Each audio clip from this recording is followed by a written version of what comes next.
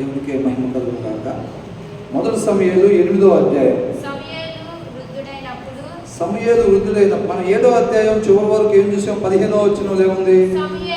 సమూయేలు తాను బ్రతికిన దినములనియు ఇశ్రాయేలీయులకు న్యాయాధిపతిగా ఉండెను. సమూయేలు తల్లి ఎవరు? హన్నా. ఏం కోరుకుంది? దేవుడి దగ్గర ఏం మొర పెట్టుకొని కుమారుడిని పొందుకుంది? నీవు నాకు మగపిల్లోని ఇచ్చినట్లయితే తాను బ్రతికిన దినములు మొత్తం కూడా నీ సేవకు అర్పిస్తాను అని చెప్పి దేవుడి దగ్గర మాట ఇచ్చి కుమారుని పొందుకుంది. ఆ మాట నిలబెట్టుకుందా లేదా? 7వ అధ్యాయం 15వ వచనం నుంచి మనం చూస్తే సమూయేలు తాను బ్రతికిన దినములన్నీ ఇశ్రాయేలీయులకు న్యాయాధిపతిగా ఉండేను అని ఉంది. అవునా? మరి ఆ మాట నెరవేర్చబడిందా లేదా? నెరవేర్చబడింది అన్నమాట. అవునా? తర్వాత సమూయేలు ఇచ్చినందుకు దేవుడు ఎంతమందిని ఇచ్చాడు? హన్నాకి 5గురిని ఇచ్చాడు. 3 కుమారులను, 2 కుమార్తెలను ఇచ్చాడు. ఇప్పుడు 8వ అధ్యాయం. ఏలి కుమారుడు 2 గురించి మనం చూసాము. ఇప్పుడు ఇంకొక 2 కుమారులు మనకి ఇక్కడ కనిపిస్తారు. ఆయన సమూయేలు వృద్ధుడైనప్పుడు తన కుమారులను ఇశ్రాయేలీయుల మీద న్యాయాధిపతులుగా నియమించును. సమూయేలు ఇప్పుడు తాను బ్రతికిన దినములు మొత్తం కూడా ఇశ్రాయేలీయులకు న్యాయాధిపతిగా ఉన్నాడంట. ఏ రీతిగా ఉన్నాడు? అవునా? ఏ రీతిగా ఉన్నాడు? ఇప్పుడు హోఫ్నీ ఫీనెహాసులు కూడా ఆ టైంలో యాజకులుగా ఉన్నారు. వాళ్ళు మంచి యాజకులుగా ఉన్నారా? వాళ్ళు లేరు. కాబట్టి న్యాయాధిపతిగా ఉన్నట్టు ఎలాగున్నాడు అసలు సమూయేలు అనేది తర్వాత అధ్యాయాల్లో మనం ధ్యానించుకుంటాం. అవునా? కాబట్టి తను వృద్ధుడైపోయిన తర్వాత ఏం చేశాడంట? సమూయేలు వృద్ధుడైనప్పుడు తన కుమారులను ఇశ్రాయేలీయుల మీద న్యాయాధిపతులుగా నియమించును. ఇంతవరకు ఆపినప్పుడు మనం సిస్టర్ ప్రేయర్ చేస్తా అయిపోయిన తర్వాత ఏమన్నారు? సమూయేలు పిల్లలు నాకు మా పిల్లలు కూడా ఉండేటట్టుగా అని అన్నారు. మన సమూయేలు పిల్లలు ఎందుకంటే మనం ఒక్క వచనం ధ్యానించుకొని క్లోజ్ చేసామన్నమాట. అందుకనే బైబిల్లో నుంచి ఒక్క అధ్యాయంలో నుంచి మనం అర్థాన్ని తీసుకోవడానికి వీలు లేదు. ఒక వచనంలో నుంచే కాదు, ఒక అధ్యాయంలో నుంచి కూడా అర్థాన్ని తీసుకోవడానికి వీలు లేదు. కొంతమంది ఏమంటారంటే ఒక వచనంలో నుంచి ఏదన్నా అర్థం అడిగినప్పుడు ఏం చేస్తారంటే దానికి పైన 3 వచనాలు కింద 3 వచనాలు చదవండి అని అంటారు. చదివితే సరిపోయిద్దా? ఓవరాల్ బైబిల్లో నుంచి మనం దాని అర్థం పిక్ చేసేటట్టు ఉండాలి. ఎప్పుడైనా వాక్య సారాంశం సత్యము కాబట్టి ఆ సారాంశం మొత్తంలో నుంచి దాని అర్థం తీసేటట్టు ఉండాలి. అవునా? అంతే తప్ప మనం ఆ వచనంలో నుంచో ఆ అధ్యాయంలో నుంచి తీసినప్పుడు కూడా మనకి కరెక్ట్గా రాదు. కాబట్టి ఇక్కడ ఏమనుంది? వాళ్ళ కుమారులు న్యాయాధిపతులుగా నియమించాడు. కాబట్టి ఇవాళ మా కుమారులు కూడా వాళ్ళ కుమారులాగా ఉండేటట్టుగా ఆశీర్వదించమని మొన్న సిస్టర్ ప్రేయర్ చేసినట్టు మనం చూస్తూ ఉన్నాం. 2వ లైన్లో 3వ లైన్లోకి వెళ్తే బాబోయ్ వాళ్ళ పిల్లల్లాగా మా పిల్లలు వద్దనే పరిస్థితి అవుతుంది. మొదటి వచనం దాకా చూస్తే అంతే కోరుకుంటారు ఎవరైనా. అవునా? ఆ తర్వాత దాని కిందే ఉంది అతని జ్యేష్ఠ కుమారుని పేరు యావేలు, 2వ వాడి పేరు అబియా. బేర్షెబాలో న్యాయాధిపతులుగా ఉండిరి. అతని కుమారులు అతని ప్రవర్తనను అనుసరింపక ధనాపేక్షకులై లంచములు పుచ్చుకొని న్యాయమును త్రిప్పివేయగా ఏం చేశారంట? వాళ్ళు సమూయేలు పిల్లలు సమూయేలు లాగా ఉన్నారంట, సమూయేలు లాగా లేరంట. అవునా? ఎలా ఉన్నారంట? వాళ్ళు ధనాపేక్ష కలిగి లంచాలు పుచ్చుకొని ఏం చేస్తారంట? న్యాయాన్ని త్రిప్పివేశారంట. అంటే లంచం తీసుకొని అవునన్నా దాన్ని ఏం చేశారు? కాదన్న దాన్ని అవునని న్యాయాన్ని త్రిప్పివేశారంట. అవునండి. అసలు ఇలాంటివి చాలా మనం నేర్చుకోవాలి. ఇప్పుడు యోబు అతని భార్య ఇద్దరు ఒకే ఇంట్లో ఉంటారుగా. యోబు చూస్తే సమస్తం తీసేసినప్పటికీ కూడా దేవుడే ఇచ్చాడు, దేవుడే తీసుకున్నాడు, దేవుడికే మహిమ కలుగును గాక అని అన్నాడు. యోబు భార్య ఏమనింది?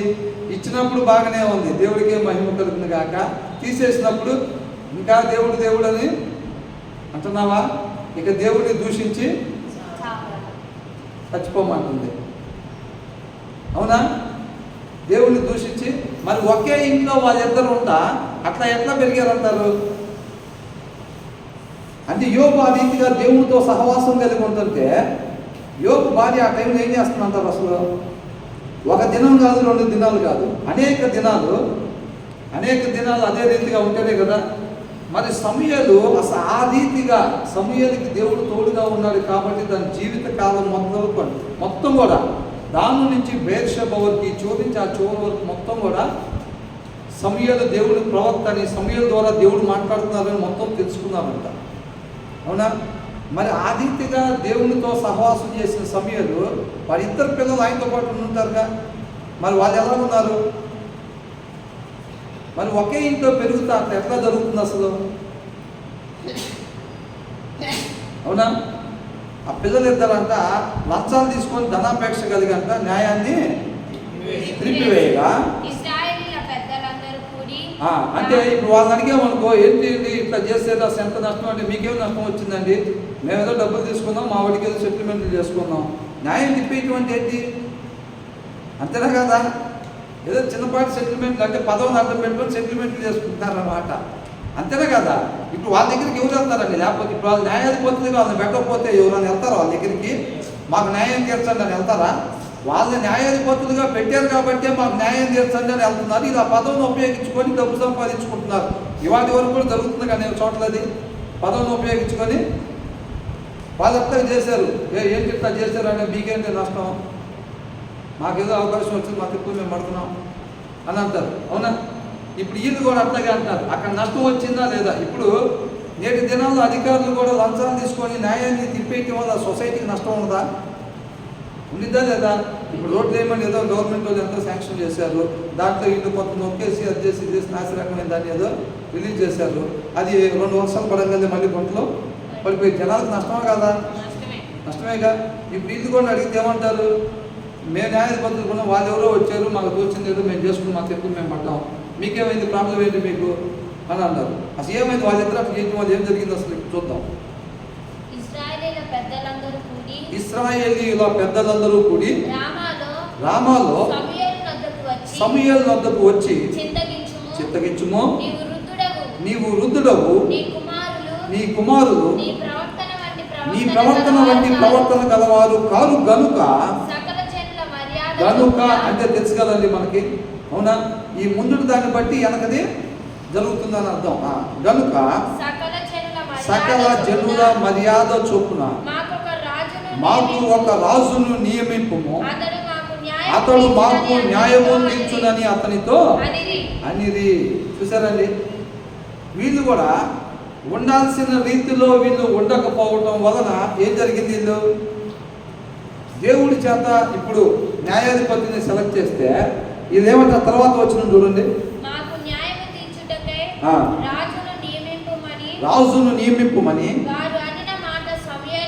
వారు అనిన మాట సమూయేలు దృష్టికి ప్రతికూలముగా. ప్రతికూలం అంటే ఏంటి?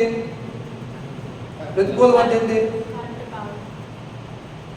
వ్యతిరేకంగా ఉందన్నమాట. ఇష్టంగా లేదు, అయిష్టంగా ఉంది. వాళ్ళు రాజును నియమించమన్నది సమూయేలుకు నచ్చిందా నచ్చలేదు? ఆ మాట నచ్చలేదు అన్నమాట. కనుక వీళ్ళింత రాజును అడుగుతున్నారని చెప్పి ఆయన చేయాల్సిన పని అదే కదా, కాబట్టి దేవుడికి ప్రార్థన చేశాడంట. అందుకు యెహోవా సమూయేలునకు సెలవిచ్చినదేమనగా, జనులు నీతో చెప్పిన మాటలన్నిటి ప్రకారము జరిగిపోము, వారు నిన్ను విసర్జింపలేదు కానీ తమ్మును ఏలకుండా నన్నే విసర్జించి ఉన్నారు. చూసారండి? అవునా? వాళ్ళు ధనాపేక్ష కలిగి 4 డబ్బుల కోసం అని చెప్పి వాళ్ళు న్యాయాన్ని తిప్పివేయటం వల్ల ఈ జనాలు మొత్తం కూడా వచ్చి ఏమని కోరుకున్నారు? సమూయేలు దగ్గర మాకు ఒక రాజుని నియమించండి, ఆయనే మా మంచి చెడ్డలో చూసుకుంటా ఉంటాడు అని అన్నారు. అవునా? వీళ్ళు రాజును అడగటానికి గల కారణం ఏంటి? ఇక్కడ వాళ్ళు కూడా సమూయేలుగా ఉండుంటే వీళ్ళు రాజును అడిగేవాళ్ళ? అడగలేదు. అవునా? అడిగేవాళ్ళు కాదు. ఇప్పుడు దేవుడు ఏం మాట్లాడాడు సమూయేలుతో? వాళ్ళు చెప్పిన దాని ప్రకారంగా చెయ్యి, వాళ్ళు నిన్ను విసర్జించలేదు, తమ్ముని ఏలకుండా వాళ్ళు నన్నే విసర్జించి ఉన్నారు. అంటే దేవుడు ఏలికలో వాళ్ళు ఉండకుండా వాళ్ళకి అసహ్యం పుట్టేటట్టుగా ఎవరు చేశారు? ఆ ఇద్దరు సమూయేలు ఇద్దరు పిల్లలు చేశారు. వాళ్ళ ప్రవర్తన ద్వారా, వాళ్ళు ఉండాల్సిన రీతిలో వాళ్ళు ఉండకపోవటం వల్ల దేవుడు జనాన్ని ఏలకుండా దేవుడిని వాళ్ళు విసర్జించే రీతిగా వాళ్ళిద్దరు ప్రవర్తన ఉన్నది. అవునండి. ఇప్పుడు వాళ్ళిద్దరు ప్రదేశంలో వాళ్ళు ఉండే ప్లేస్లో ఎవరిని పెట్టుకోవాలి? అక్కడ ఎవరిని పెట్టాలి? మనల్నే పెట్టాలి. ఒక్కదే మాట్లాడుతున్నారండి. అవునా? ఒక్కదే మాట్లాడుతున్నారు. కాబట్టి ఇక్కడ ఏమి మైనస్ మార్కులు ఏమి ఉండవుగా. అవునా కదా? ఆ ఇద్దరు ప్లేస్లో మనల్ని పెట్టుకోవాలి. ఇప్పుడు ఏది కుమారుల ప్లేస్లో ఎవరిని పెట్టాలి? మనల్ని పెట్టాలి. ఉండాల్సిన రీతిగా ఉండకుండా వాళ్ళు వద్దు అన్న రీతిలో వాళ్ళు ఉండటం వల్ల కలిగిన నష్టం, దేవుని చేత ఎన్నుకోబడ్డ కుటుంబం దేవుని చేతే తృణీకరించబడింది, తీసివేయబడింది యాజకత్వం కింద. అవునా? ఇప్పుడు వీళ్ళిద్దరు ప్రవర్తన వల్ల ఏం జరిగింది? అక్కడ దేవుడు ఏలటానికి వీలు లేకుండా వాళ్ళు దేవుడిని విసర్జించినట్టుగా మనం చూస్తా ఉన్నాం. అవును, నేను బాప్తిసం తీసుకున్నా, నా ఇష్టం వచ్చినట్టు నేను ఉంటున్నాను, మీకేంటి నష్టం? అంతేనా కదా? ఒకటేనా కాదు ఇది?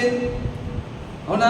అవును, నేను క్రైస్తవుడినే, నేను విశ్వాసనే, నాకు నచ్చినట్టు నేను ఉంటా, అయితే నీకేంటి అసలు నష్టం? ఒకటేనా కదా? ఇప్పుడు వాళ్ళని అడిగామనుకో, ఏంది అట్లా ఉన్నారంట మీరు ఇట్లా? అవును, నా ఇష్టం, నేను ఉంటా, నీకేంది ప్రాబ్లం? ఉందా లేదా నష్టం? ఉండాల్సిన వాళ్ళు ఉండాల్సిన రీతిగా ఉండకపోవటం వల్ల కలిగే నష్టము.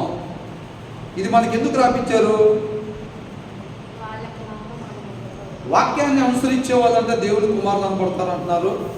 వాళ్ళకే రేపు నిత్య జీవం ఇవ్వబడుతుంది అన్నది. అవునా?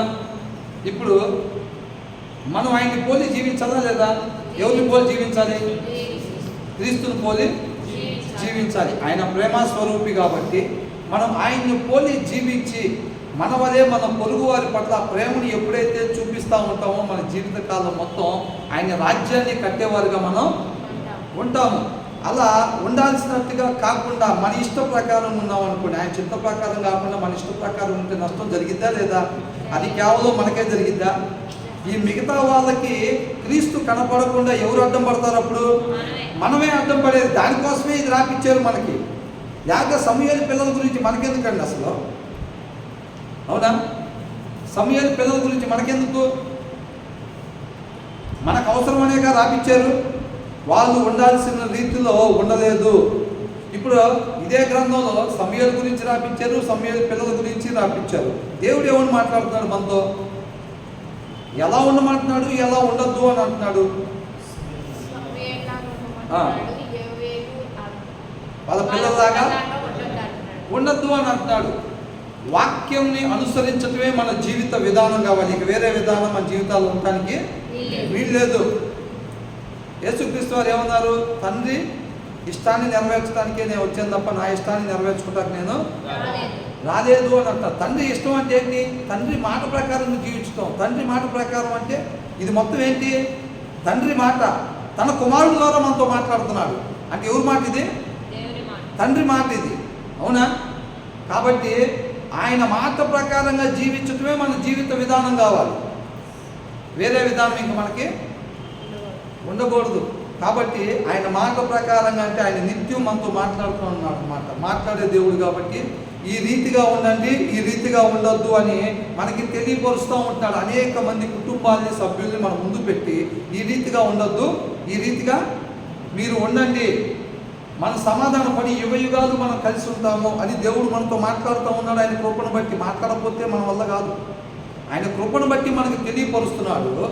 తెలియపరిచిన తర్వాత కూడా నువ్వు ఏ రీతిగా ఉండాలని నేను ఇష్టపడుతున్నావో దాన్ని తెలియపరిస్తే, ప్రభు సమయంలాగే ఉండాలని ఇష్టపడుతున్నాను ప్రభు అని మన హృదయం అనే తలుపుని తీస్తే, అది నా వల్ల కాదు నాయన, నీ కృపను ఆశ్రయిస్తున్నానంటే ఆయన కృప ద్వారా, ఆయన శక్తి ద్వారా సమయంలాగా ఉండేటట్టు మనం నడిపిస్తాడు. అలా కాకుండా ఈ రీతిగా ఉంటే నిజంగా గట్టిగానే సంపాదించుంటారు ఆ పిల్లలిద్దరు. అట్లయితే అవునా? ఇప్పుడు ఏది పిల్లలు కూడా గట్టిగానే గట్టిని తెచ్చుకొని ఉంటారు. మనం కూడా అట్టుండి పోయింది అని అనుకుంటే ఆయన ఏం చేస్తాడా? ఆయన తలుపు తోసుకొని లోపలికి వచ్చేవాడు కాదు. ఆయన మన ఫ్రీ విల్కి వదిలిపెట్టాడు. నువ్వు హృదయం అనే తలుపు తీస్తేనే ఆయన లోపలికి వచ్చి మన అవయవాల్లో నుంచి పాపం నియమాన్ని జయించి వాక్యాన్ని అనుసరించేటట్టుగా ఆయన చేసి ఆయన కుమారులు వాక్యాన్ని అనుసరిస్తే ఎవరు అవుతారు అప్పుడు? ఆయన కుమారులు కుమార్తెలు అవుతాం అన్నమాట మనం. అవునా? ఆయన కుమారులు కుమార్తెలు అయ్యేటట్టుగా మన హృదయం అనే తలుపు తీస్తే ఆయన వచ్చి చేయాల్సిన పని అది. మనం హృదయం అనే తలుపు తీయకుండా ఆయన ఏమైనా చేస్తాడా? ఆయన ఏమీ చేయడు. అక్కడ నుండి తలుపు కడతాడు తప్ప బలవంతంగా లోపలికి తోసుకుని వచ్చాయన కాదు. అలా తోసుకుని వస్తే మనదే ఉందా? మనం ఒక మిషన్ లాగా అయిపోతాం. ఇంకా రేపు రోజున తీర్పు తీరుస్తే అది న్యాయమేనా? కాదు. మన ఫ్రీ వీల్కి వదిలిపెట్టి నువ్వు సమయంలాగా ఉందాం అనుకుంటున్నావా, సమయాలు పిల్లల్లాగా ఉందాం అనుకుంటున్నావా? ఇది ఎందుకు వద్దంటున్నారు? బాబు అంతకుముందు ఏలి గారి పిల్లలను పెట్టారు. అవునా? ఏలి గారి పిల్లలు పెట్టారు, వాళ్ళ దగ్గర మాంసం చేస్తాం అంతా బలవంతం చేసి మా దగ్గరికి వచ్చి మేము దేవుడికి నైవేద్యం పెట్టడానికి అసహ్యం ముట్టేటట్టుగా చేశారు. ఇవాళ చూస్తే ఆయన తర్వాత ఏమంటే నిన్ను ఎన్నుకున్నాడు సమయాన్ని. సరే నువ్వు బాగా చేసావు, కాదంటలేదు. మాకు 100% మాకు ఇబ్బంది ఏమి లేదు. దాని గురించి 12వ అధ్యాయంలో వివరంగా చెప్తాడు. దేవుడి కృప అయితే ఖచ్చితంగా మనం ఒకసారి ధ్యానించుకుందాం. చాలా అద్భుతంగా ఉంది. అవునా? తర్వాత ఏమంటాడు? మళ్ళీ నీ పిల్లలను తీసుకొచ్చి పెట్టావు మా మీద. వాళ్ళు చూస్తే మళ్ళీ ఆయన ఏది పిల్లలాగానే మళ్ళీ ఆయన ఇదంతా గోల మా పొద్దులే కానీ మాకు ఒక రాజుని ఇచ్చేసేయండి. లోకస్తులాగానే మాకు మంచి చెడ్డ ఏందో ఆ రాజు చూసుకుంటాడు. తర్వాత అట్లా కాదు నువ్వు ఇంకొకరిని పెట్టిన వాళ్ళు చూస్తారు. తర్వాత మళ్ళీ వాళ్ళ పిల్లలు కూడా సరిగ్గా పోవచ్చు, ఇదంతా మాకెందుకు అని అంటారు. ఎవరి వలన అసలు ఇట్లా జరిగింది? వాళ్ళ పిల్లల వల్ల వాళ్ళు అట్లాగా చేశారు. ఆ ప్లేస్లో మనం ఉన్నాం. ఈ లోకంలో ఆయన రాజ్య స్థాపన మనం చేస్తున్నామా? ఆ రాజ్యం కట్టపడకుండా మన ప్రవర్తన ద్వారా, మన ఆలోచన ద్వారా, మన చూపు ద్వారా, మన మాటల ద్వారా అడ్డం పడుతున్నామా? మనం ఏలి పిల్లల్లాగా, సమూయేలు పిల్లల్లాగా దేవుడి రాజ్యం కట్టపడకుండా మనం అడ్డం పడుతున్నామా? దేవుడి రాజ్యాన్ని కట్టేవారుగా ఉంటున్నామా? అవునా? అది మనం చెక్ చేసుకోవాలన్నమాట. సరి చేసుకోవటానికి సిలువు మీద రెండో దొంగలాగా మనం ఆయనకి మనలో నచ్చంది ఏదన్నా ఉంటే ఆయన కృప ద్వారా మనకి తెలియపరిచినప్పుడు దాన్ని మనం తీసివేసుకొని ఆయనకి ఇష్టానుసారంగా ఉండటానికి ఇష్టపడి ఆయన కృపను ఆశ్రయించినట్లయితే తప్పకుండా ఆయన కృపామయుడు కాబట్టి మనల్ని దగ్గరకు తీసుకొని యుద్ధం మన తరపున ఆయన చేసి జయాన్ని మనకు అప్పగించేవాడిగా ఉన్నాడు. అంతేనా కాదా? దాని గురించే సమూయేలు పిల్లల గురించి మనకు రాపించినట్టుగా మనం చూస్తాం. దేవుడు ఎంత బాధపడి ఉంటాడండి అసలు. మన సృష్టికర్త, మన సృష్టి, తాను సృష్టించుకున్న సృష్టి ఏమంటున్నారంటే వీళ్ళు వాళ్ళు నిన్ను కాదు విసర్జించింది, తమ్ముని యాదకుండా నన్నే విసర్జించారు అంట. ఇద్దరు ప్రవర్తన వల్ల ఎంత నష్టం జరిగిందో చూడండి. దేవుడు ఎంత బాధపడి ఉంటాడు అసలు. అవునా? ఆ ప్రదేశంలో మనం కూడా చూసుకోవాలి. మనం ఒకసారి చెక్ చేసుకోవాలి. వాక్యం అర్థం లాంటిది. మనం సమూయేలు పిల్లల్లాగా ఉంటున్నామా, సమూయేలులాగా ఉంటున్నామా? దేవుడి నామానికి అవమానకరంగా ఉంటున్నామా, మహిమకరంగా ఉంటున్నామా? నిత్యం మనం చెక్ చేసుకునే వరకు ఉండాలి. ఏదో పుట్టాం కదా అని చెప్పి 4 రోజులు సాదాసీదాగా జీవించి వెళ్ళిపోతే ప్రయోజనమేమి? సృష్టికర్తని సృష్టి సాటిస్ఫై చేయలేకపోతే ఆ సృష్టికి ఇంకొక అర్థం ఉండదు. అవునా కదా? ఆ తర్వాత వారు నన్ను విసర్జించి ఇతర దేవతలను పూజించి నేను ఐగుప్తులో నుండి వారిని రప్పించిన నాట నుండి నేటి వరకు తాము చేయించూ వచ్చిన కార్యములన్నిటి ప్రకారముగా వారు ఈ ఎడలను జరిగించుచున్నారు. చూసారండి అసలు దేవుడు ఆ బాధ ఎలా వ్యక్తం చేస్తున్నాడు చూడండి. ఇప్పుడు మనం ఇద్దరు మోసం చేశారు అనుకోండి. మనం అందరూ మేలు చేసి అందరికీ బాగా చూసుకునేటట్టు చేస్తే ఏం చేశారు? మంచి మొక్కలన్నా ఉంచుకొని మనకి వేశారు అన్నారు. మనం శ్రేష్టమైనది తీసుకొచ్చి వాళ్ళకి ఇచ్చి పెడితే మొత్తం చేసిన తర్వాత వాళ్ళు లాస్ట్లో మనకి వినపడేటట్టు ఈ మాట మాట్లాడుకుని వెళ్తే పెట్టిన వాళ్ళు ఏమనుకుంటారు? వాళ్ళిద్దరు మాట్లాడుకుంటే భవిష్యత్తు ఎట్లా ఉంటుంది? ఇలాగే ఉంటుంది. ఇక్కడ ఎవరు మాట్లాడుకుంటున్నారు? ఇద్దరు దేవుడును సమూయేలు వాళ్ళు విసర్జిస్తే సమూయేలుకి అంతా అది ప్రతికూలంగా అనిపించిందంట. దేవుడి దగ్గరికి వచ్చి ఇట్లా అన్నారు ప్రభు అంటే వాళ్ళు చెప్పినట్టుగా చెయ్యి. అవునా? వాళ్ళు నిన్నుగా విసర్జించింది నన్నే విసర్జించారు. నువ్వు అనుకుంటున్నావా వాళ్ళు నా పట్ల ఏం చేస్తున్నారో ఇప్పుడు నీ పట్ల కూడా అదే చేస్తున్నారు అని అంటున్నాడు. ఏమంటున్నాడు ఇక్కడ? వారు నన్ను విసర్జించి, దేవుడిని అంతా వాళ్ళు విసర్జించి ఇతర దేవతల్ని పూజిస్తున్నారంట. నేను ఐగుప్తులో నుండి వారిని రప్పించిన నాట నుండి ఎప్పటి నుంచి అంట? వాళ్ళు మొదలుపెట్టుకోగానే ఈయన వచ్చి రక్షించాడు. ఈయన వచ్చినాక వాళ్ళకి దిక్కులేదు. అవునా? ఈయన వచ్చినాక ఎందుకని 5 సంవత్సరాలు పట్టింది? దేవుడు అవకాశం ఇస్తాడు, అది తెలియపరుచుకుంటాడు. అది నేనే అని దేవుడు తెలియపరుచుకుంటాడు. అర్థమైందండి? మానవులు వచ్చి దీన్ని చేయగలుగుతారా అన్నట్టుగా సమయం ఇస్తాడు. అది భూమి మీద ఎవరి వల్ల కానప్పుడే దేవుడు అంటాడు. అర్థమైందండి? అప్పుడు తెలిసింది అనమాట దేవుడిని దేవుడిగా వాళ్ళు అప్పుడు తెలుసుకుంటారు. దేవుడిని దేవుడిగా జనాలు తెలుసుకోవటం కోసమే ఆయన ఆలస్యం చేస్తూ ఉంటాడు. అద్భుత కార్యాలు, ఆశ్చర్యకార్యాలు జరిగిస్తూ ఉంటాడు. ఫరో హృదయాన్ని ఆయన ఎందుకు కఠినపరిచాడు? ఊరికనేనా? మనం అనుకున్నాం చివరిలో ఆయన తీసుకెళ్ళగలిగిన సముద్రుడు మొదట్లో మాత్రం తీసుకెళ్ళలేడా? అప్పుడేమన్నా శక్తి పెరిగిందా దేవుడికి? ముందే ఉన్న తక్కువగా ఉందా? ఎందుకని? అక్కడ జరగవలసిన కార్యం ఉన్నది. వీళ్ళందరూ కూడా దేవుడిని దేవుడిగా తెలుసుకోవాల్సిన ఆ యొక్క కార్యం జరగాల్సింది ఉంది. దాని నిమిత్తం దానికి ఒక సమయం అనేది ఉంటుంది అన్నమాట. అవునండి. ఇక్కడ ఏమంటారు? నేను ఐగుప్తులో నుంచి వాళ్ళు నేను బయటికి తీసుకొచ్చిన దగ్గర నుంచి వాళ్ళు నన్ను విసర్జించి ఇతర దేవతలను పూజిస్తానే ఉన్నారు.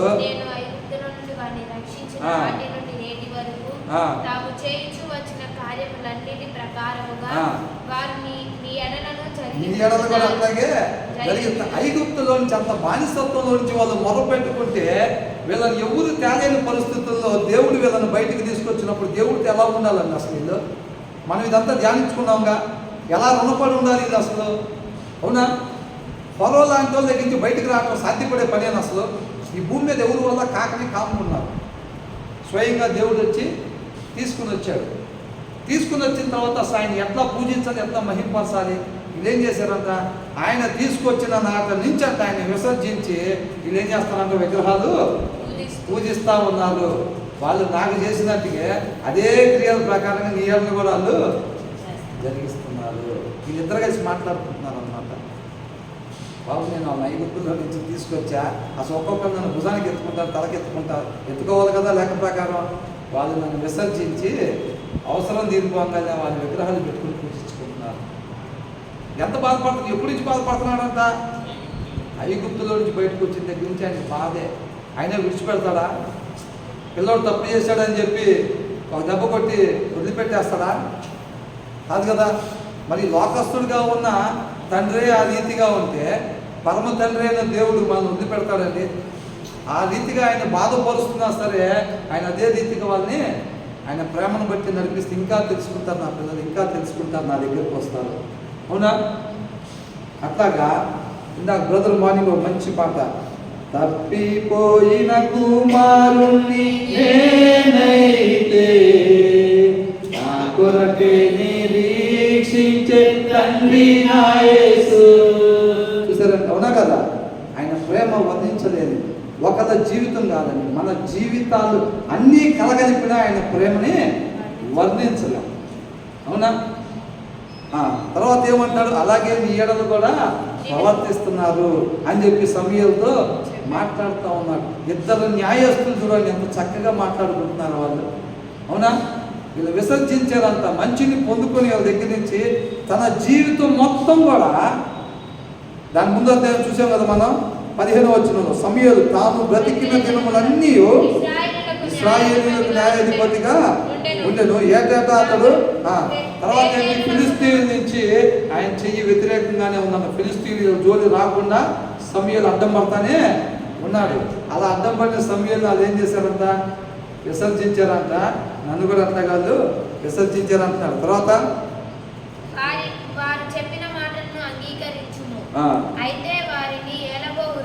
చూసారా? హోషేయ లాగా ఏంటి ప్రభు, ఇంకా నిన్ను నన్ను వాళ్ళు ఇంత అవమానపరిచిన తర్వాత కూడా ఇంకా వాళ్ళు అడిగింది ఇవ్వమంటావేంది ప్రభు అసలు? అవునా? అసలు నువ్వు అర్థం కావు ప్రభు నాకు. సరే నువ్వు చెప్పింది చేస్తాను, నాకు అంతకు చేయదు అనుకుంటారా లేదా? అసలు అంత దారుణంగా నిన్ను ట్రీట్ చేస్తుంటే, నన్ను కూడా ట్రీట్ చేస్తుంటే దీనివల్ల ఏం సాధిస్తాం మనం అని ఒకవేళ అనొచ్చాము. అవునా? అనొచ్చా? అసలు యేసుక్రీస్తు వారంట తండ్రి రొమ్మున అనుకుని ఉండేవాళ్ళంట. హెబ్రీయులకు రాసిన పత్రికలో ఉంది. ఎక్కడున్నాడంట? మన కోసం మన పాపాల నుంచి విమోచింపజేయడానికి మనిషికి బయటపడటం చేతగాక దిక్కు తోచన స్థితిలో ఉంటే స్వయంగా దేవుడే మనిషిలాగా దిగి వచ్చి మనల్ని విమోచింపజేయాల్సిన పరిస్థితి. అంత భయంకరమైన స్థితిలో ఉన్నాం. ఏ మనిషి మనల్ని విమోచింపజేయలేడు, ఏ శక్తి మనల్ని విమోచింపజేయలేడు. అంత భయంకరమైన స్థితిలోకి మనకి వెళ్ళిపోతే స్వయంగా దేవుడే మనల్ని రక్షించడానికి వచ్చాడు. మన మామూలు పని కాదు చేసింది. అవునా? ఎక్కడుండేవాడంట యేసుక్రీస్తు వారు? తండ్రి రొమ్మును ఉండేవాడు. అంటే అసలు అంతకన్నా మహిమగల ప్రదేశం ఇంకోటి ఉందండి. అసలు అది మామూలు ప్లేసా? ఆ స్థానాన్ని విడిచిపెట్టుకొని మన కోసం వచ్చి కొరడా దెబ్బలు, నిందలు, అవమానాలు, శిలువ మరణం. అవునా? మనం ఇప్పటికైనా తిరుగుతాం అటు. అంటే ఆ స్వభావ లక్షణాలు ఇంకా ఉన్నాయా లేదా? పండు తిన్న స్వభావ లక్షణాలు ఇంకా అనేక మంది దగ్గర అట్లాగే ఉండి తీసివేసుకోవడానికి కూడా కనీసం ఇష్టపడలేదండి. అది ఆ తర్వాత ఏమంటున్నాడు? వారు చెప్పిన మాటలను అంగీకరించుము. వారి నీడలు కూడా జరిగించుతున్నారు. వారు చెప్పిన మాటలను అంగీకరించుము.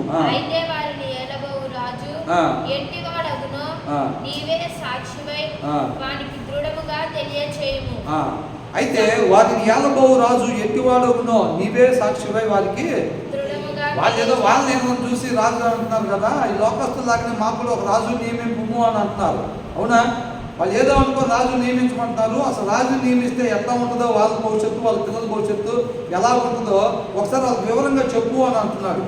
చెప్పిన తర్వాత అయినా వాళ్ళు కాదంటే కనుక వాళ్ళ ప్రకారంగానే చేద్దాము అని అంటున్నాడు. అంతేనా? ఇక్కడ నుంచి కొంచెం స్పీడ్గా చూద్దామండి. అయిపోయింది. తనను రాజును అడిగిన జనులకు రాజును చేసి మన జనులతో ఇట్లా చెప్తున్నాడు సమూయేలు.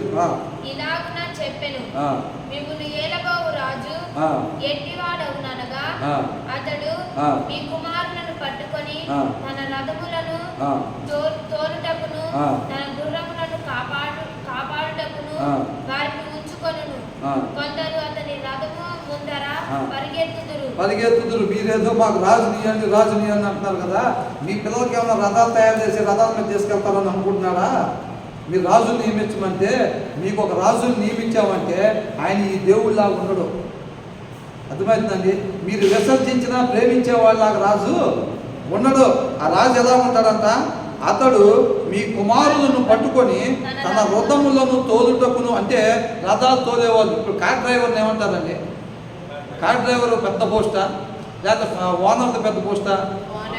మీద రాజులైన యాజక సమూహంగా ఆయన చేస్తానంటే మాకు అట్ట కాదు, ఒక రాజుని నియమిస్తే మా పిల్లలు డ్రైవర్లకు వెళ్తారంట.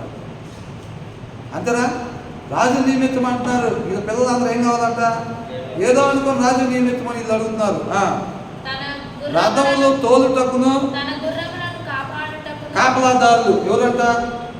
మీరు వెళ్ళి చూస్తే పెద్ద పెద్ద ఇళ్లలో ఎట్లా తెలుసా? వాళ్ళ కార్లు ఎవరు దొంగతనం చేయకుండా గేట్ కాడ మనుషులు ఉంటారు. ఎవరు? సెక్యూరిటీ. వాళ్ళ పిల్లలు అంటే మీ పిల్లలు డ్రైవర్లకు పోతారు, సెక్యూరిటీ గార్డులుగా పోతారు. గుర్రములను కాపాడుటకును వారిని ఉంచుకొనును. చూసారా? రాజుగారు మీరు ఎవరైతే రాజు నియమించమంటారో ఆయన రథం ముందంట మీ పిల్లలు పరిగెడతా ఉంటారంట. అంతేనా కదా? గొప్ప గొప్ప వాళ్ళ రథాల ముందు జనాలు పరిగెడతా ఉంటారు. పెద్ద పెద్ద రాజకీయ నాయకుల ముందు, ఆ కార్ల ముందు కొంతమంది పరిగెడతా ఉంటారు. మీ పిల్లలు అట్లా ఉండింది మీ భవిష్యత్తు. మీరు ఏందో అనుకోని రాజుని నియమించమంటున్నారు. అది వివరంగా చెప్పు సమయంలో అని అంటున్నాడు. చెప్తుంటే పరిస్థితి ఎంత అవుతుంది. అవునా? తర్వాత తన సైన్యములో సహస్రాధిపతులుగాను పంచదశాధిపతులుగాను నియమించును.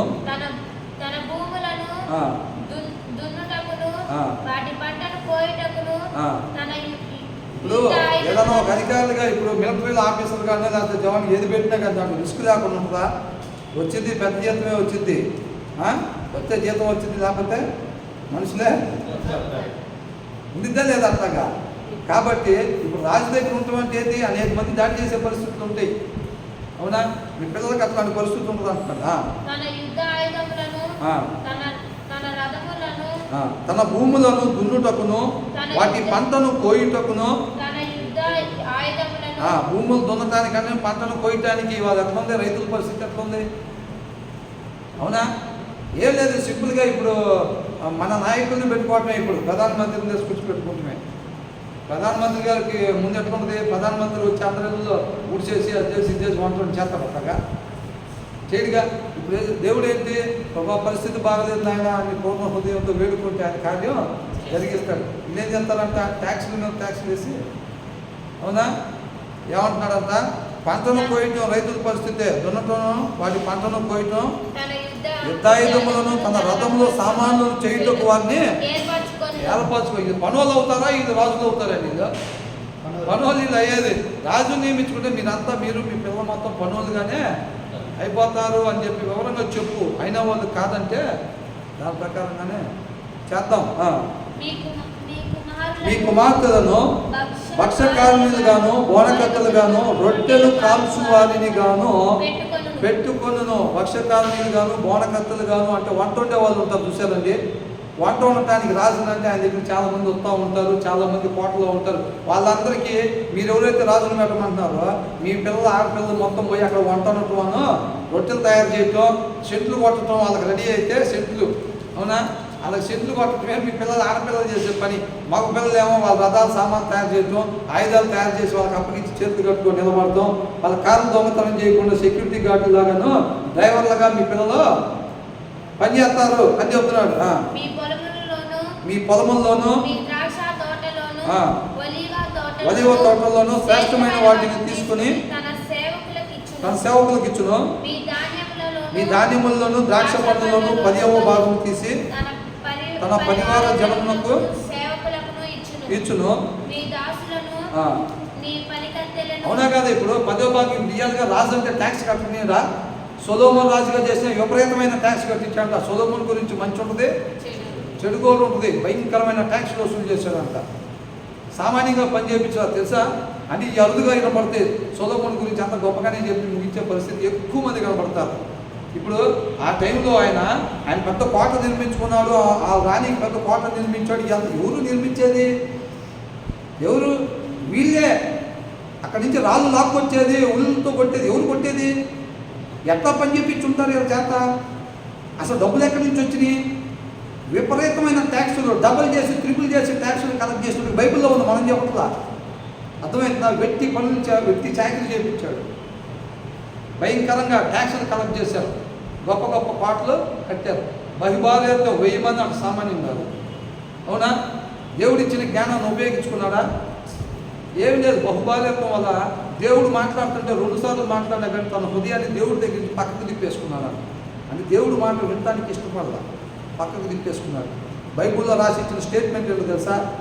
నీ వృద్ధాప్యం అంటూ నీ తండ్రి హృదయం లాగా నీ హృదయం నాకు అంగీకారంగా లేదు అని అంటున్నాడు. నీకు అంతకని ఎందుకండి? అవునా? అట్లా అయిపోయింది పరిస్థితి. ట్యాక్సులు కలెక్ట్ చేయాలి. ఇది మీరు పండించుకున్నా కానీ మొత్తం 10వ వంతు శ్రేష్టమైన కానీ అవి మొత్తం కూడా ఆయనే తీసుకుంటాడు. మీ దాసులను, మీ పనికత్తలను, మీ పశువులను, గాత్రములను శ్రేష్టమైన వాటిని పట్టుకొని తన పని కొరకు ఉంచుకొని. ఇప్పుడు కూడా ఏదన్నా తవ్వితే పొలంలో బంగారం కింద బిల్లులు దొరుకుతాయి అనుకోండి, ఎవరికి ఇవ్వాలి? గవర్నమెంట్ వాళ్ళకి ఇవ్వాలి తీసుకెళ్ళి. అవునా? నేను బాబు మన రోడ్లో పోతే ట్యాక్స్ కట్టించి వాటర్లో టిఫిన్ చేస్తే ట్యాక్స్ అది ఎక్కడికి పోయినా ట్యాక్స్. అది మన కష్టంతో మన కడుపు నింపుకుంటున్నా. అక్కడ ఎవరో కూర్చొని ఆయన ట్యాక్స్ కలెక్ట్ చేసేది అనుకుంటావా లేదా? అంతే ఉంటుంది ఆయన అని అన్నాడు. మామూలు కదా. మీ మందలో 10వ భాగం పట్టుకోండు. మీ మట్టుకు మీరు అతనికి చూసారా? ఫైనల్గా వచ్చిన టైటిల్ ఏంటంట?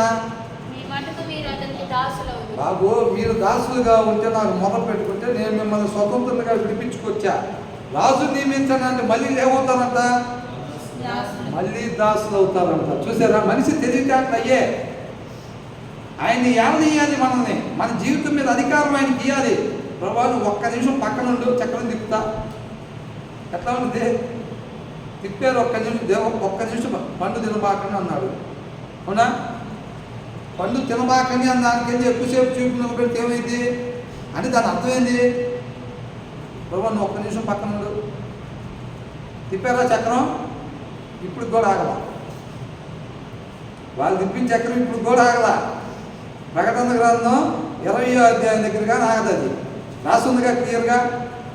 అది దానివల్ల ఎంతమంది నష్టపోతారు చూడండి. నాకు తిప్పిన చక్రం ఒక్కసారి తిప్పినందుకు పరిస్థితి. యోగు కూడా ఒకసారి మీ వల్ల కాదు, మీరు తప్పుకోండి, దేవుడి దగ్గర నేను చక్రం తిప్పుతా అన్నాడు. ఏమైంది? ఆయన సుడిగాల్లో నుంచి మాట్లాడితే నేను ఇంకేం మాట్లాడినా అన్నాడా లేదా? మరి అది మనం చక్రాన్ని తిప్పితే అంతే ఉండింది పరిస్థితి. అవునా కదా? తర్వాత ఏమంటున్నాడు? దాసులు అవుతారంట. మీ మట్టుకు మీరు అతనికి ఎవరు మిమ్మల్ని దాసులుగా చేయాల్సిన పని లేదు. మీ మట్టుకు మీరే వాళ్ళకి దాసులు అయిపోతారు అంటున్నాడు. ఆ దినమున మీరు కోరుకొనిన రాజును బట్టి మీరు మొర్రపెట్టినను యెహోవా మీ మొర్ర బాబోయ్, అసలు మేము పొరపాటు చేసాం దేవా నాయన, మాకు రాజొద్దు వాళ్ళ పిల్లలు వద్దులే, కానీ ప్రభా వీళ్ళందరినీ తీసేసి నువ్వే మమ్మల్ని ఏళ్ళు ఆయన అంటే వింటాడంతా వినకపోవచ్చు అంటున్నాడు. అవునా? అందుకనే ఆయన పరిచర్య చేయాలి, ఆయన చిత్తాన్ని నెరవేర్చాలంటే మనం ఉపేక్షించుకోవాల్సింది. ఫస్ట్ చేయాల్సిన పని, ప్రభా నేను ఎత్తుకుంటా సిలువు, నేను ఎత్తుకుంటా, కానీ నువ్వు ఎత్తుకోవాలంటే ఫస్ట్ నిన్ను జీరో చేసుకోవాలి. దానికి ఎలిజిబిలిటీ, సిలువుని ఎత్తుకోవాలంటే కావాల్సిన ఎలిజిబిలిటీ ఏంటంట, ఫస్ట్ నిన్ను నువ్వు జీరో చేసుకోవాలి. జీరో చేసుకుంటేనే నువ్వు సిలువ ఎత్తుకోవడానికి ఎలిజిబిలిటీ, లేకపోతే నువ్వు ఎత్తుకున్న ప్రయోజనం ఏమి ఉండదు. మనిషి జ్ఞానంతో దేవుని చిత్తాన్ని నెరవేర్చగలుగుతామా? నెరవేర్చలేము. ఆ ప్రయాస వ్యర్థం. ఆనందం మంచి పాట పాడాడు పొద్దున, ఏమని? నీ కృప ఎడబాయని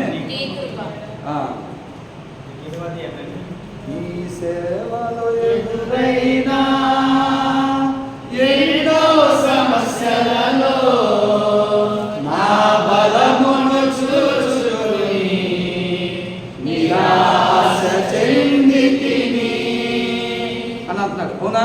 ఏందంట? ఈ సేవలో ఎదురైన ఎన్నో సమస్యల్లో అంట నా బలాన్ని చూసుకొని, మన బలంతో ఆయన సేవ చేద్దాం అనుకుంటే అంతే ఉంది. దాని తర్వాత వచ్చిన ఏముంది? భారమైన ఈ సేవను ఇక చేయలేనని అనుకొనగా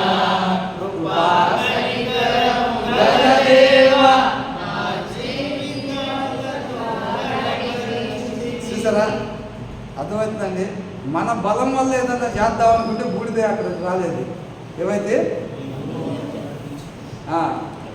కాబట్టి మన బలం ద్వారా అక్కడ ఏదన్నా కార్యం చేయబోయామంటే బూడిదే మిగిలింది అక్కడ. అవునా? యుద్ధం ఆయన చేయాలి.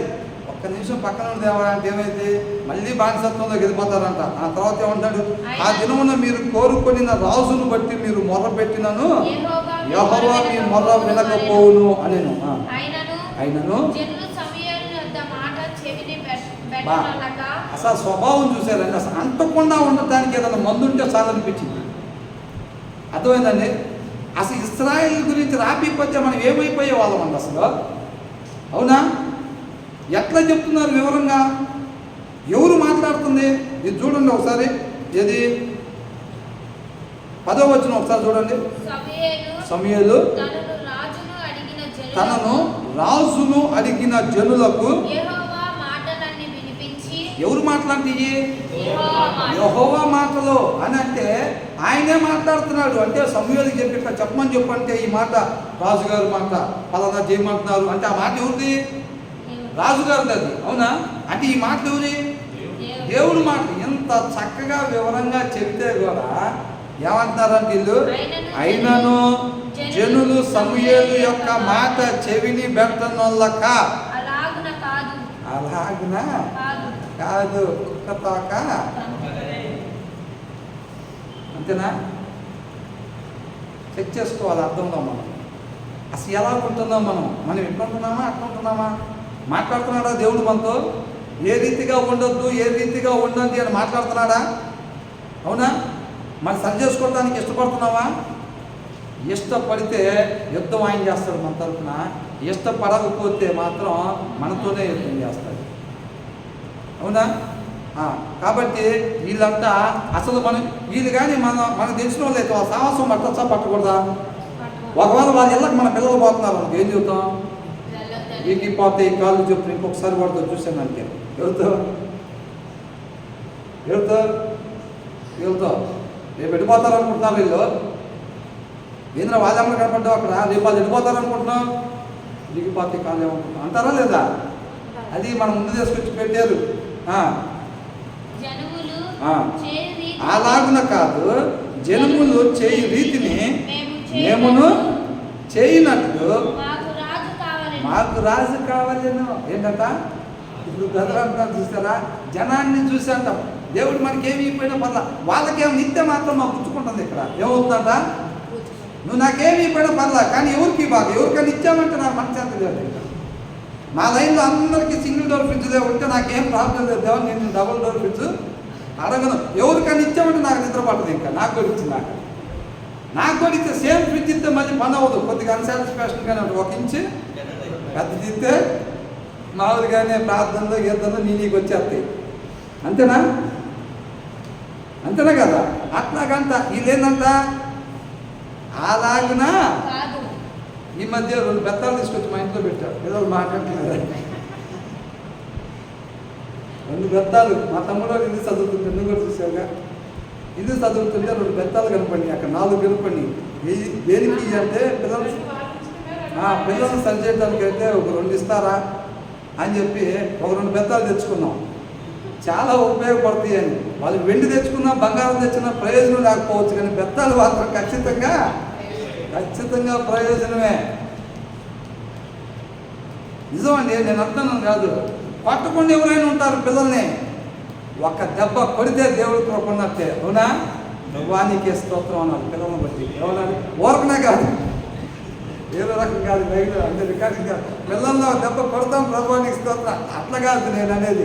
అవసరమైనప్పుడు అంటున్నా, అవసరమైనప్పుడు. అవునా?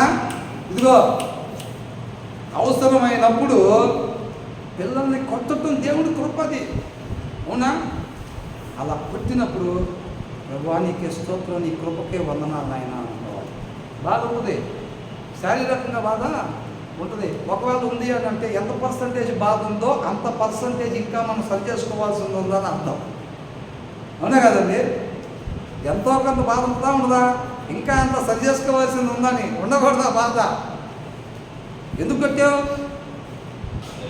రాంగ్ రూట్ అది కాదు, గుంటూరు ఇటు. అవునా? మరి చెప్పినందుకు ఆనందపడాలా బాధపడాలా? మరో దెబ్బేస్తే వాడు దేవుని రాజ్యం వైపు తిరుగుతున్నాడు, దానికి బాధపడాలా మనం? ఆనందపడాలా? ఆనందపడాలి. ఆనందం వచ్చినప్పుడు హన్న ఏం చెప్పింది? తీయాల్సిందేనా వచ్చిన 2వ అధ్యాయం 1వ వచనమేనా? 3వ అధ్యాయం 1వ వచనం. 2వ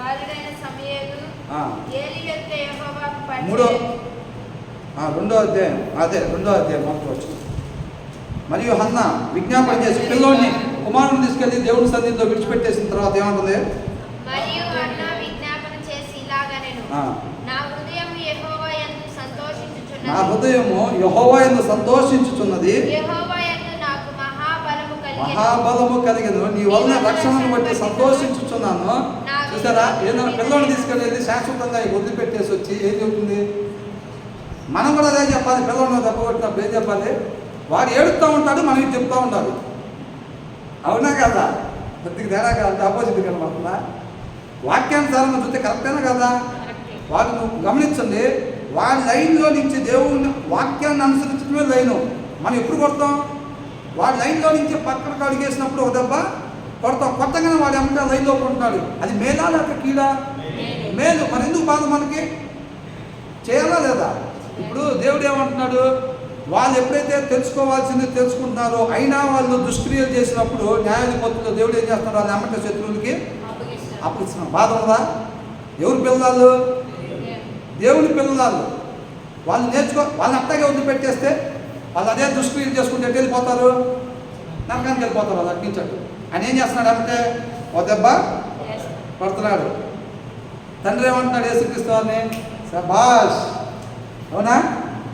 ఓ దెబ్బ కొట్టి శత్రువులకు అప్పగించగానే వాళ్ళు నేర్చుకోవాల్సింది అమ్మంటే నేర్చుకొని మళ్ళీ వచ్చేస్తున్నారు. అట్లాగనమాట పిల్లలు పెంపకం అంటే అది. అంతేనా కదా? అంతేగాని ముడుచుకోవటం ఆడ తలదూతే ముడుచుకోవటం, బగ్గర దూతే ముడుచుకోవటం, సర్దేస్తే ముడుచుకుంటే మతిపోతుంది అనుకోండి మనం మాట. అవునా కదా? అసలు మా ఓళ్ళు చూస్తుంటే నాకు మైండ్ పోతుందంటే మాత్రం మొత్తం మాటమే ఇంకా ఫ్యామిలీ ప్యాక్. అవునా? ఏది కాదు. పరిస్థితి ఏమైంది? పిల్లలు కొవ్విన మాసం తెచ్చుకొని తింటుంటే అని అంటే ఈయనకు మామూలుగా అంటే దాంట్లో ఉన్నదాగా మనం వేరేలాగా నాకంటే నీ కుమారులు నువ్వు ఎక్కువగా ప్రేమించేవాడు కాబట్టి మీరు నాకు యాజకత్వం చేయడానికి నేను ఇష్టపడతలేదు అన్న. అవునా? తర్వాత ఏమన్నాడు? అయిపోయిందండి ఈ ఒక్క అధ్యాయం అయిపోయింది. జనములు చేయి రీతిని మేమును చేయనట్లు మాకు రాజు కావాలను. అసలు నాకు ఇది అడుగుతుంటే మా వాడు పుట్టినరోజుకి బండి ఇప్పిమంటున్నాడు. వీడికి 12 సంవత్సరాలు. పుట్టినరోజు గిఫ్ట్కి ఏం కావాలి? బండి అంటే పెద్దదే తిప్పిరని చెప్పి టీవీఎస్ ఎక్సెల్ ఇప్పియండి అంటున్నారు.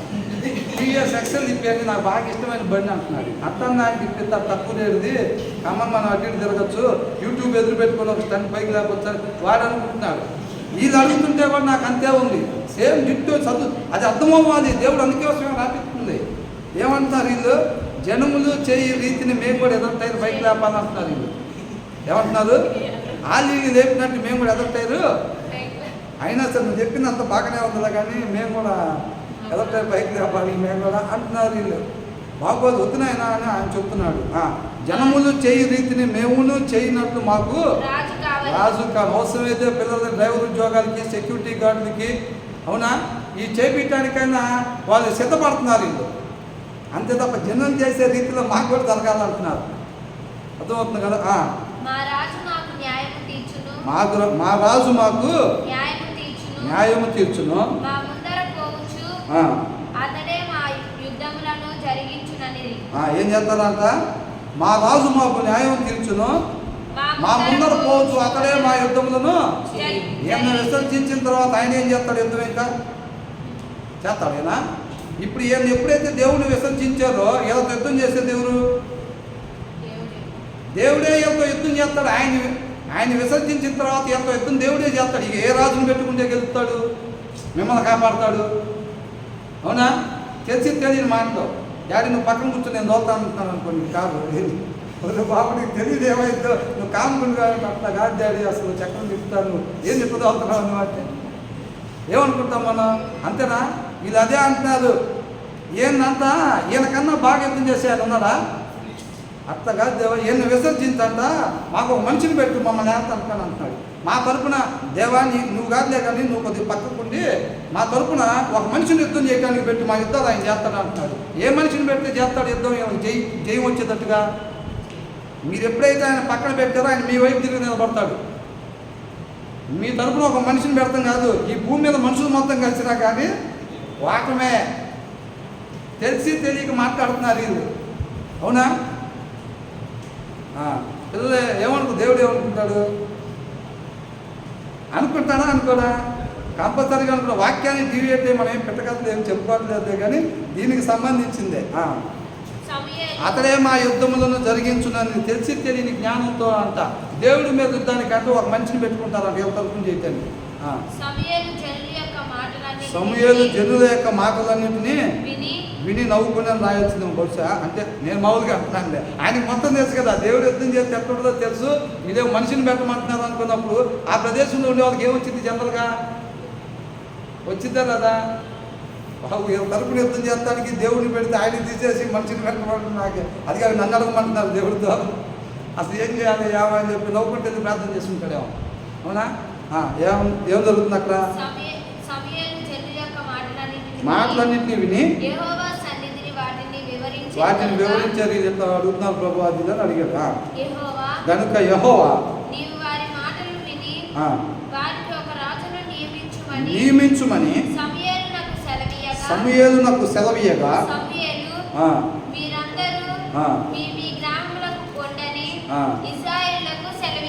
చూసారా ఏమన్నాడంట?